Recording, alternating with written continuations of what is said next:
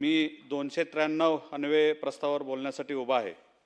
सर्वप्रथम मी या सरकारचं मनापासून अभिनंदन करतो, कारण या सरकारने कर्जमाफी केलेली आहे.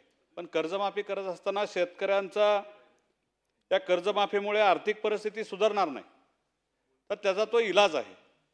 तेव्हा दिला का बाकीच्याला?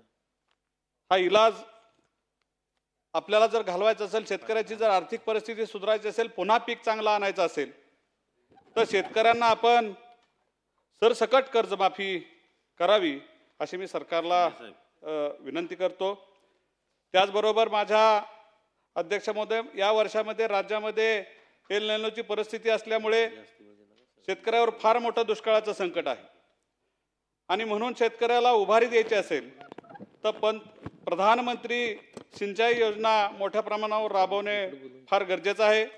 आज अखेरपर्यंत आपल्या राज्यामध्ये पाऊस नाही, त्यामुळे फळबाग आणि इतर पिकांना वाचवायचं असेल तर ठिबक सिंचन योजना फार मोठ्या प्रमाणावर ती राबवणं फार गरजेचं आहे. माझ्या मतदारसंघामध्ये 50 ते 60 गावाला पाणी टंचाई आहे, पिण्याची पाण्याची ओरड झालेली आहे.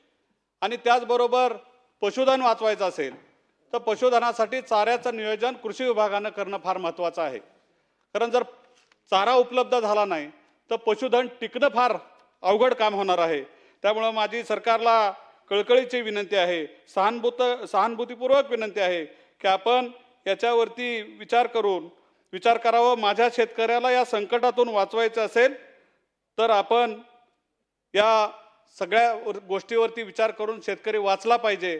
आणि शेतकरी वाचला तर आपण, पोशिंदा वाचला तर आपण वाचणार आहोत.